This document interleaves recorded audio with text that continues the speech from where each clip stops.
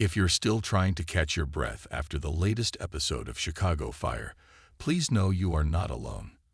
There are moments in television that are just entertainment, and then there are moments that reach through the screen, grab you by the heart, and refuse to let go. Last night, we were all reminded of why Firehouse 51 feels less like a group of characters on a show and more like our own extended family. Because when one of them hurts, we all feel it. And right now, our hearts are breaking for Stella Kid. The emergency bells at 51 are a familiar sound, a call to action that we've heard 1,000 times.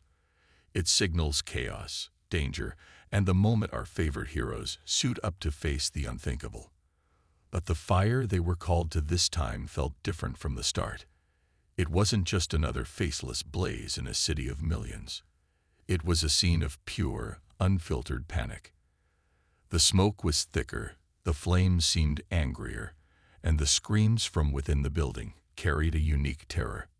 In the midst of that inferno, doing what she does best, Stella Kid pushed through the heat and the darkness, her training guiding her every move.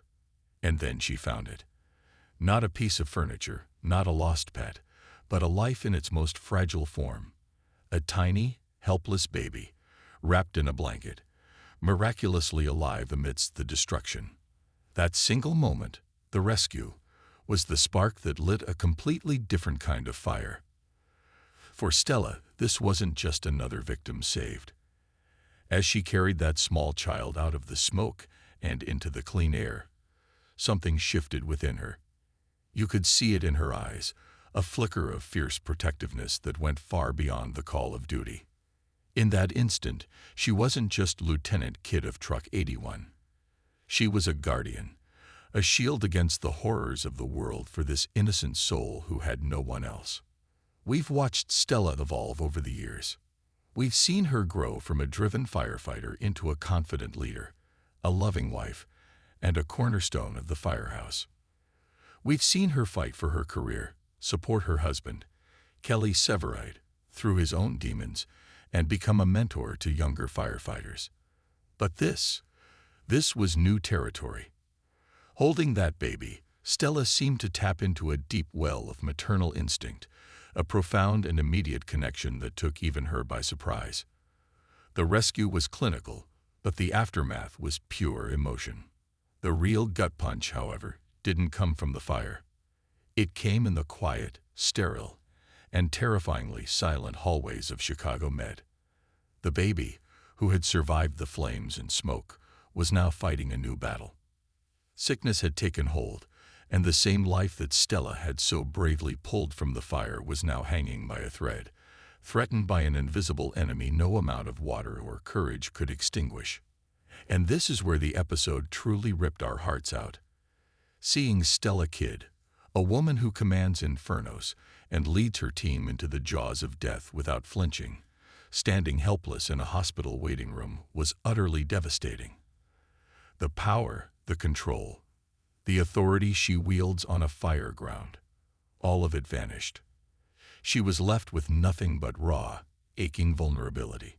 The sight of her sitting there, refusing to leave the hospital, was a masterclass in emotional storytelling. Every tick of the clock, every distant code blue called over the intercom, every hushed conversation between doctors seemed to amplify her anxiety. This wasn't her world. She couldn't strategize a way to victory or physically fight the problem. All she could do was wait and hope. And for a woman of action like Stella, that kind of powerlessness is a unique form of torture. This storyline does more than just create drama. It brilliantly explores the emotional toll that being a first responder takes. These heroes are trained to compartmentalize, to see a victim, perform the rescue, and move on to the next call. But what happens when they can't? What happens when one case burrows its way into your soul and refuses to leave? For Stella, this baby represents all the innocence they fight to protect. The child's struggle for life becomes a reflection of her own daily battle against tragedy. If she can't will this baby to be okay, what does that say about the work she does? Can she really make a difference? It also shines a beautiful, poignant light on her relationship with Severide. Seeing him there by her side, a quiet pillar of strength, was a reminder of why they are one of the show's most beloved couples. He didn't try to offer empty platitudes or tell her to go home. He simply stood with her, sharing the weight of her pain, understanding that her heart was tied to the fate of that child in the incubator. He knows the feeling of a case getting under your skin, and his silent support spoke volumes. As fans, we are left in the same agonizing limbo as Stella. We are waiting, hoping, and praying.